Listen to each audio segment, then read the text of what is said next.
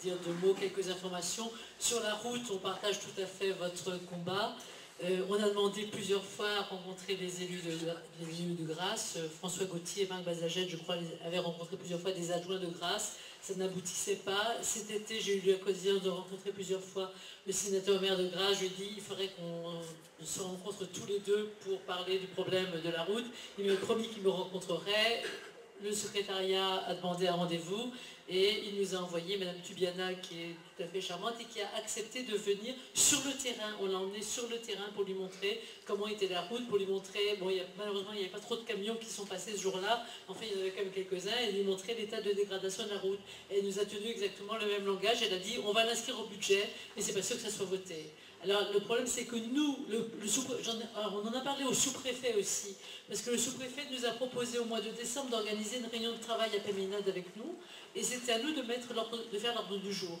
Et bien évidemment qu'on avait mis Picourinc, les problèmes de Picourinc à l'ordre du jour et qu'on a pu en discuter avec lui.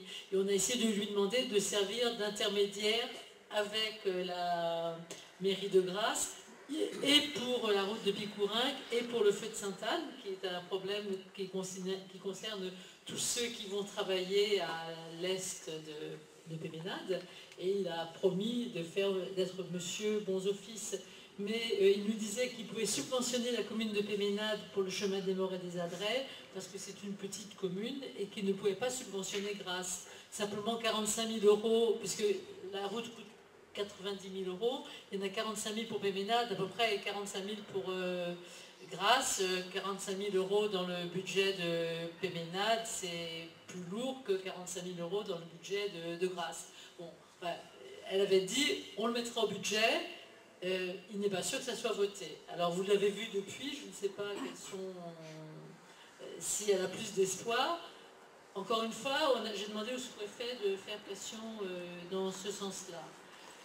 Pour la Veolia, donc on a eu tous ces courriers, et bien évidemment, peut-être que François Gauthier pourra en parler, parce qu'il fait partie de la CLIS, et il suit le dossier de très près. Ce que je pourrais vous dire quand même, c'est que j'ai eu l'occasion de faire la connaissance la semaine dernière, lors des vœux du sous-préfet, du nouveau procureur de la République, le remplaçant de Marc Désert, qui habite Cabris aussi. On a discuté un petit moment et il a dit qu'il voulait former les élus et les personnels techniques des municipalités aux problèmes, aux infractions au code de l'environnement et au code de l'urbanisme. Il est très sensible aux infractions au code de l'environnement et au code de l'urbanisme. Donc il y aurait peut-être une ouverture par là du côté du nouveau procureur qui pourrait être peut-être plus réceptif. Enfin, je ne sais pas comment réagissait l'ancien procureur dans ce domaine-là, mais le nouveau procureur a l'air d'être réceptif à ces problèmes-là. Ensuite, quels sont les sujets? Bon, je passerai là. Donc pour la station de séchage et pour la régie, il faut voir avec le directeur et le président de la régie qui co-gère. Pour l'histoire du filtre, je crois que M. Lapierre avait déjà parlé de la nécessité d'un filtre sous l'ancienne municipalité. Et je crois qu'il connaît aussi le problème. Bon, je crois que j'ai... Ce qui est important, François, c'est que on a mis à table pour le... Ce qui est important, c'est que vous mettiez tout votre poids, non seulement pour la route, mais vis-à-vis du sénateur, du sous-préfet, du préfet, pour qu'on assoie tout le monde. Depuis le départ, on essayait d'asseoir M. Coulet, on n'y est pas arrivé. Non, vous savez, il va très vite en fait. Vous pensez qu'il est là. Donc il est venu, je vous dis ça, je suis relativement déçu parce que je pensais vraiment qu'il pouvait nous aider. Je pense qu'il est en bonne position, il fait partie du conseil général, il est responsable du CIVADES, il est dans la communauté de communes, il ne répond pas à nos courriers.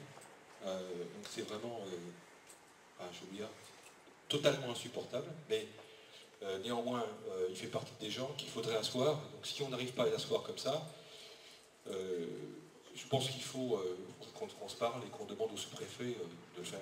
De dire, bon, peut-être pas, là s'il vient pas, on fera sans lui, mais peut-être que cette fois Jean-Pierre Leleu se déplacera, étant appelé par le préfet ou le sous-préfet. Mais au moins que les gens se mouillent en disant, bon, il y a un vrai problème. Alors, c'est à faire maintenant, parce que sinon, ils vont arriver à trouver une solution pour nous expliquer que à fin 2010, ça sera résolu. Mais ce qu'il ne faut pas perdre de vue, c'est qu'il faut vraiment qu'on puisse faire réviser l'arrêté préfectoral. Donc je pense ce qu'il faut